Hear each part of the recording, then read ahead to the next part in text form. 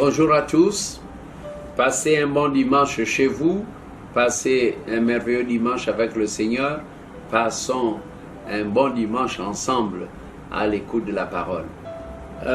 Ces derniers temps, je parle de la communion avec Dieu. Cette communion est promise aux croyants qui croient en Jésus et qui confessent publiquement que Jésus-Christ est Seigneur. Donc, automatiquement, il est connecté, il a la joie du salut, ainsi de suite. Nous avons parlé de l'absence de la communion, c'est-à-dire que si les choses ne sont pas bien faites, alors il y a une absence de communion.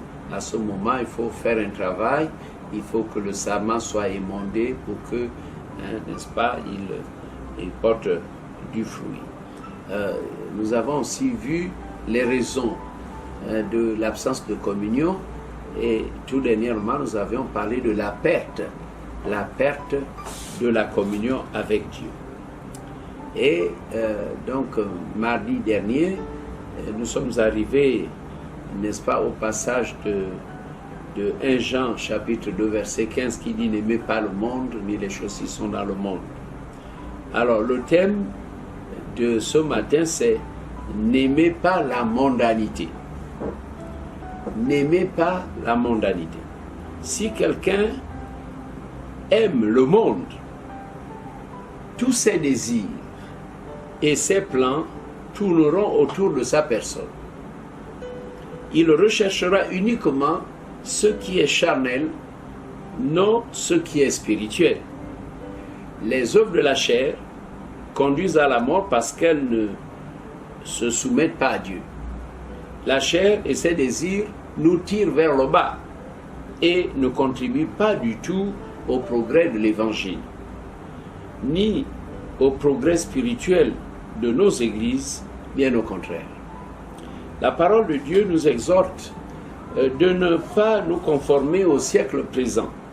Et Romains chapitre 12 verset 2 dit « Mais soyez transformés par le renouvellement de l'intelligence, afin que vous discerniez quelle est la volonté de Dieu, ce qui est bon et agréable et parfait. » Parmi les 7 esprits de Dieu, il y a l'esprit d'intelligence.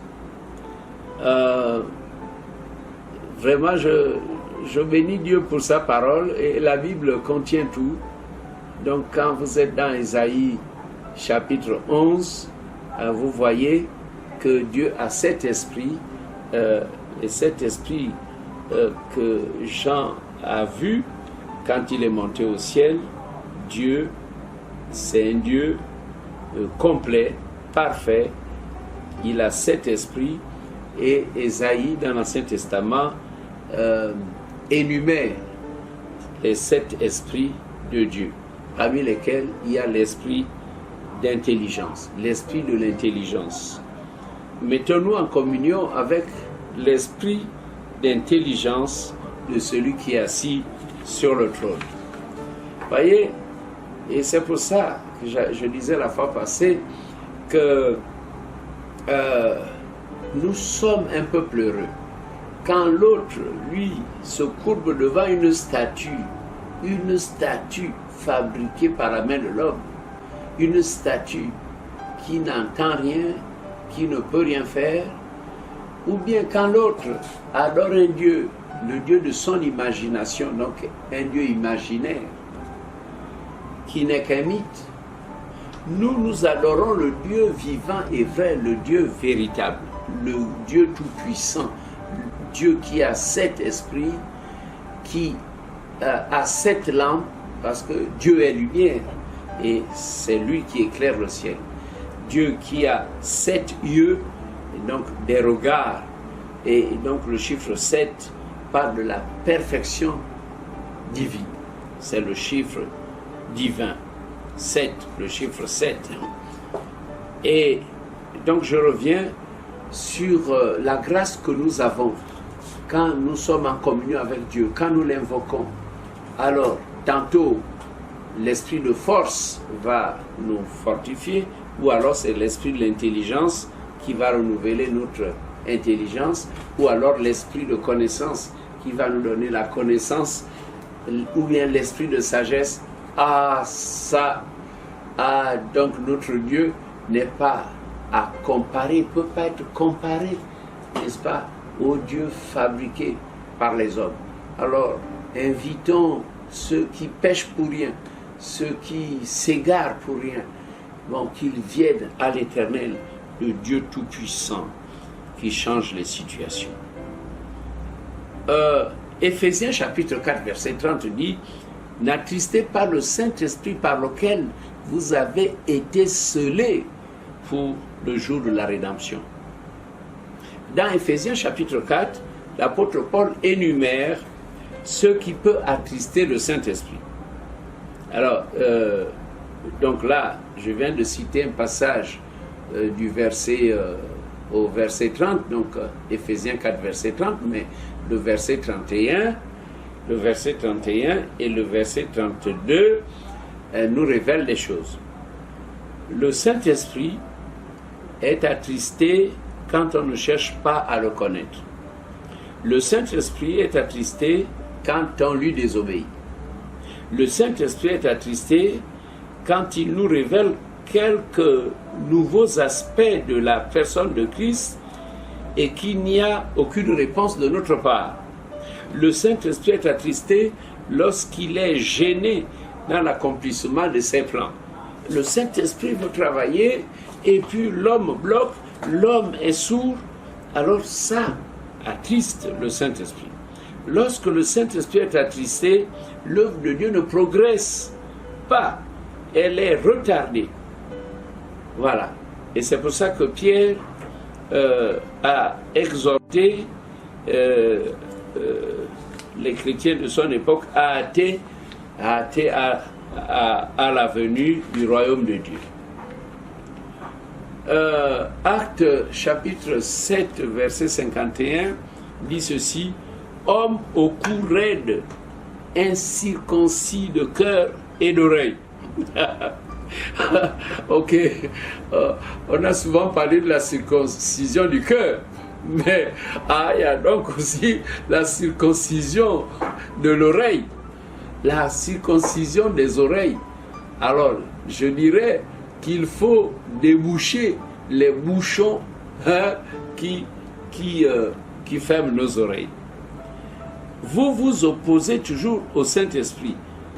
Ce que vos pères ont été, vous l'êtes aussi. Aïe, aïe, aïe. Celui qui résiste au Saint-Esprit ne prête pas l'oreille pour écouter. Il est indocile et rebelle. Il manque de soumission et son cœur est fermé. Il s'obstine et ne veut pas courber la tête ni s'humilier devant Dieu pour confesser son péché. Personne ne peut prévoir jusqu'où l'entraînera sa résistance au Saint-Esprit. Nous nous opposons au Saint-Esprit lorsque nous sommes aveuglés. Nous ne comprenons pas pourquoi Dieu nous dit telle ou telle chose, ou pourquoi il désire nous faire passer par ce chemin. Nous sommes sourds, nous sommes aveugles. Je vais prendre un exemple que j'aime souvent illustrer. C'est l'exemple de Philippe, l'évangéliste Philippe. Il était à la chambre haute, parmi les 120. Philippe avait fui la persécution qui s'était déclenchée à Jérusalem et il s'est retrouvé en Samarie. Et là-bas, il prêcha Christ et fit des grands miracles. Tout le monde était attentif à ce que disait Philippe. Il faisait des croisades, il était devenu, le diable qu'il était, il était devenu maintenant un grand évangéliste. Philippe est un homme rempli du Saint-Esprit. Il est circoncis au niveau de ses oreilles. On a parlé de la circoncision des oreilles. Donc ses oreilles étaient nettoyées. Ses yeux, sûrement, avaient reçu un collier divin. Donc c'était un homme qui voyait, un homme qui entendait, un homme qui était inspiré. À un moment donné, un ange se révèle à lui et lui dit, allez, va vite et va sur le chemin, là, tu vois, le chemin qui part de Jérusalem à Gaza, le chemin qui traverse le désert, va vite. Alors, quand il avance, il voit un char. Maintenant, c'est l'Esprit, l'Esprit de Dieu qui dit à Philippe, avance et approche-toi de ce char. L'Esprit donne la précision. Il a obéi à la voix de l'ange, il est sorti de sa maison, il s'est aventuré vers le désert, il a marché vite, il voit un char qui vient au loin, et l'Esprit lui dit précisément, avance et approche-toi de ce char. Alors, il va s'approcher du char et va voir un homme, c'était l'eunuque éthiopien, qui venait de la grande fête des tabernacles. Il était à Jérusalem, à la grande fête, et là, pendant qu'il était assis sur le char, il lisait le livre du prophète Ésaïe. Et alors, l'esprit d'intelligence de Dieu intervient. Voyez, le Saint-Esprit, donc Dieu le Saint-Esprit lui a dit, avance, approche-toi de ce char. Mais lui étant en communion avec Dieu, l'esprit de connaissance de l'Éternel, l'esprit du Seigneur, lui montre que cet homme a besoin d'être sauvé. Il est inspiré, un homme qui lit le livre du prophète Ésaïe, Ésaïe 53, donc tout de suite il a la connaissance. Donc l'esprit de connaissance lui révèle que cet homme est bloqué, il est futé, il était à Jérusalem, il n'a pas été sauvé là-bas à la grande fête, mais ta mission là en plein désert, Philippe, c'est de l'amener au salut. Et donc il va lui expliquer, il va arrêter le char, il va monter dans le char et il lui expliquera de quoi parlait le prophète Ésaïe. Et maintenant le monsieur croit, il voit un étang d'eau et il lui dit, ben, il y a de l'eau, qu'est-ce qui empêche que je sois baptisé? Alors Philippe va lui dire, si tu crois de tout ton cœur, cela est possible. Donc le baptême d'eau, si quelqu'un veut être baptisé, il faut qu'il croie de tout son cœur. C'est possible de baptiser celui qui croit de tout son cœur, Parce qu'il y a vraiment un enseignement sur le baptême, mais la foi en Jésus, croire de tout son cœur, en ayant rempli les préalables. Alors, ils descendent dans l'eau. Tous les deux descendent dans l'eau. Et l'évangéliste baptise l'eunuque. Il le plonge dans l'eau, comme nous le faisons, baptême par immersion. Quand ils sortent de l'eau, c'est maintenant le verset 39. Acte 8, verset 39. Quand ils furent sortis de l'eau, l'Esprit du Seigneur enleva Philippe. Regardez. Le Saint-Esprit à l'œuvre. Le Saint-Esprit lui a dit, avance, approche-toi de ce char. L'esprit de connaissance du Dieu Tout-Puissant qu'il servait, cet esprit lui a révélé que l'homme qui lisait le livre du prophète Ésaïe ne comprenait pas grand-chose. Et donc il a fait son travail d'évangéliste. Il a fait son travail d'évangéliste en baptisant cet homme. Maintenant, quand il sort de l'eau, voyez combien c'est magnifique d'être en communion avec l'Esprit. Être en communion avec... Donc l'Esprit veut faire des choses, mes amis. Et l'Esprit va enlever Philippe. Mission accomplie. Il ne va pas aller en Éthiopie. Et l'Esprit sait que Philippe, lui, il est en Samarie. Donc l'Esprit soulève mystérieusement cet homme et l'amène dans une ville située à peu près à 40 km. Cette ville s'appelait Azote. Mais là, le Saint-Esprit l'amène à Azote pour une mission d'évangélisation. il va aller comme ça jusqu'en Césarée. Ah ça, regardez, je me suis dit, mais avec nos épouses d'aujourd'hui, alors, je ne sais pas comment Madame Philippe, ou bien ses 4 filles, comment la famille s'était retrouvée après plusieurs jours de disparition. Mais le même esprit pouvait dire à Madame, sois en paix, mon serviteur est entre mes mains, il est en train de faire mon travail. Gloire à Dieu, parce qu'il n'y avait pas de téléphone à cette époque. Regardez ce que peut faire l'Esprit de Dieu, le Saint-Esprit. Là, nous ne sommes pas au temps d'Abraham, de Moïse. Nous sommes dans le Nouveau Testament, ça c'est après Jésus-Christ. Donc, après Jésus-Christ, nous, aujourd'hui, nous sommes l'Église, n'est-ce pas, après Jésus-Christ. Nous sommes au 21e siècle, donc après Jésus-Christ. Et le Saint-Esprit peut faire des choses. Mais nous sommes limités, mes amis, parce que nos oreilles ne sont pas circoncis. Nos oreilles ne sont pas nettoyées. Nos yeux, eh bien, le collyre divin n'est pas passé dans nos yeux. Alors donc, beaucoup ont raté ce que le Saint-Esprit a voulu faire avec eux. Tu vois un paralytique et l'Esprit te dit, tu es au carrefour. Tu es au carrefour de Montbouet. Et Dieu veut faire quelque chose qui va déclencher une forme de réveil. Tu es au carrefour de Montbouet et tu entends le Saint-Esprit qui te dit, prie pour ce boiteux, il va marcher. J'ai entendu plein de témoignages comme ça, des gens qui ont eu peur, qui se sont dit, oh, qu'est-ce que va? Regardez, si vous êtes parmi ceux-là à qui le Saint-Esprit avait parlé un jour, vous n'avez rien fait. Alors l'occasion, vous avez fait passer une occasion en or. Je reviens sur Philippe. Si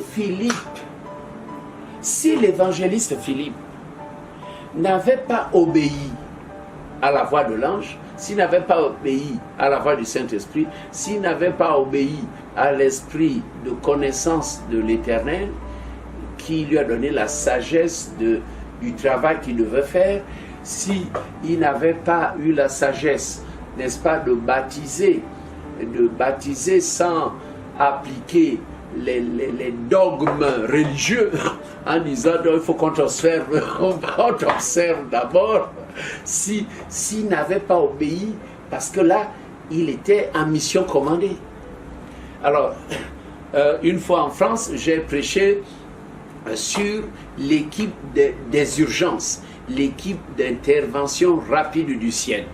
Il n'y a pas que les sapeurs-pompiers, le SAMU, ça passe en toute vitesse. Non, Dieu aussi a un service d'urgence. Oui, le service des urgences, c'est que Dieu te parle. Va vite, il y a quelqu'un qui veut se donner la mort. Va vite vers le pont là-bas.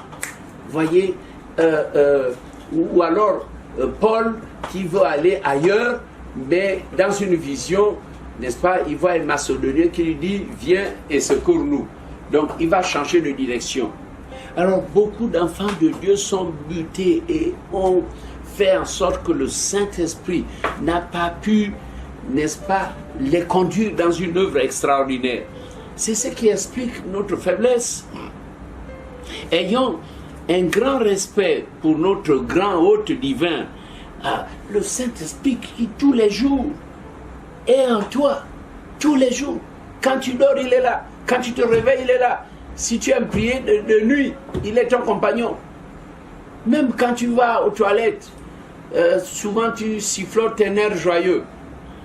Le Saint-Esprit est content. C'est ton associé. Mais il veut faire des choses. Mais il y a trop de silence, alors que nous avons Dieu en nous. Dieu en nous, avec nous. Ah! Et l'Église est si silencieuse. Et les gens sont comme s'ils n'ont rien du tout. Non, ayons un grand respect pour notre grand hôte, notre hôte divin. Quand il nous montre quelque chose de bien clair pour notre progrès spirituel, ne nous opposons pas, obéissons. Et la joie de Dieu remplira nos cœurs. Nous connaîtrons alors une communion plus profonde avec Dieu. Dieu cherche une équipe d'intervention rapide. C'est son service des urgences. Service d'urgence. Oui, Philippe était un homme de cette équipe d'intervention rapide du ciel, composé d'un ange, du Saint-Esprit et d'un homme, Philippe. Voilà. Dieu, le Saint-Esprit, a su orienter son serviteur Philippe, dont la mission était d'amener l'eunuque éthiopien au salut et au baptême d'eau. Ensuite, le Saint-Esprit l'a soulevé et l'a transporté à Azote, une autre ville, pour une mission d'évangélisation. Ah, c'est pour ça que je disais que il ne faut pas attrister le Saint-Esprit. N'attristez pas le Saint-Esprit de Dieu, parce qu'il veut faire une œuvre extraordinaire. Je rappelle dans ma conclusion que le Saint-Esprit est attristé quand on ne cherche pas à le connaître. Il est attristé quand on lui désobéit. Il est attristé quand il nous révèle quelque chose de nouveau. Quelque chose de nouveau. Quelques nouveaux aspects de la personne de Christ et qu'il n'y a aucune réponse de notre part. Le Saint-Esprit est attristé lorsqu'il est gêné dans l'accomplissement de ses plans. Le Saint-Esprit veut faire quelque chose, il n'y a pas un homme. Gloire à Dieu. Gloire à Dieu. Je crois que mes frères et sœurs de l'église évangélique de Pentecôte, que nous appelons les assemblées de Dieu du Gabon, vous serez d'accord avec moi que si je n'avais pas obéi au parti de l'Ikwala, l'ancien Péniel, lorsque le Saint-Esprit m'a dit, tu vois, j'ai un grand travail à faire avec toi, ne crains pas l'homme, ne crains pas, reste calme. Si je n'avais pas obéi, l'œuvre ne se serait pas agrandie, comme vous l'avez vu. C'est ça. Ça m'a coûté cher, une terrible persécution. Mais je suis resté calme, parce que j'étais épaulé par le Saint-Esprit. J'étais conduit par le Saint-Esprit. Je suis resté calme. Le Saint-Esprit mettait la paix en moi et beaucoup d'humilité pour que je ne parle pas contre les pères. Je n'ai jamais un seul jour parlé mal de mes pères. Pas du tout. Je n'ai jamais eu la moindre pensée de dire quoi que ce soit. J'ai fait le travail. Je n'ai même pas dit aux chrétiens de l'Église ce dont j'étais victime. Et Dieu a travaillé. Et on a ouvert. Les assemblées de Dieu se sont étendues à l'intérieur du pays. Il y a eu un grand développement. Et nous sommes allés en mission jusqu'en Guinée équatoriale. Voilà les résultats du réveil des années 80. Donc, Dieu avait besoin d'un homme. Un homme que le Saint-Esprit allait téléguider, allait propulser. Alors, je suis en train de vous dire, je ne le dis pas théoriquement, je le dis par expérience, parce que je l'ai vécu, que nous devons nous laisser conduire par le Saint-Esprit. Le Saint-Esprit, c'est lui. Aujourd'hui, c'est la dispensation du Saint-Esprit. Le Saint-Esprit, c'est le bon berger de l'Église. C'est lui le patron. C'est lui qui fait notre spiritualité. C'est le finisseur de l'œuvre. Il peut faire des choses. Il faut que nous soyons maintenant des Philippe dans l'obéissance, des Philippe dans la vie de plénitude, des Philippe, n'est-ce pas, qui ont les yeux ouverts, les oreilles ouvertes. Vraiment que Dieu nous bénisse, que le réveil que nous attendons puisse susciter de nombreux Philippe. Et regardez cet aspect, obéir au Saint-Esprit, écouter le Saint-Esprit, ne pas attrister le Saint-Esprit et ne pas bloquer le Saint-Esprit quand tu veux faire quelque chose. S'il te dit de faire marcher un boiteux dans un carrefour, fais-le, n'aie pas peur des hommes. S'il te dit fais ça, cours là-bas. Regardez même dans la prière, nous avons besoin de la direction divine. C'est une direction divine inconsciente. Mais le Saint-Esprit, quand il nous fait parler en langue, il est en train de dire des choses. Et peut-être dans ce parler en langue, nous avons laissé les sujets listés et dans notre bloc-notes, les sujets que nous avions pour la réunion. Nous sommes en train de prier en langue pour quelqu'un qui était en train de mourir là-bas, que Dieu veut utiliser. Et tu es en train de parler en langue. Et les langues invoquent Dieu pour le salut de cette personne. Regardez.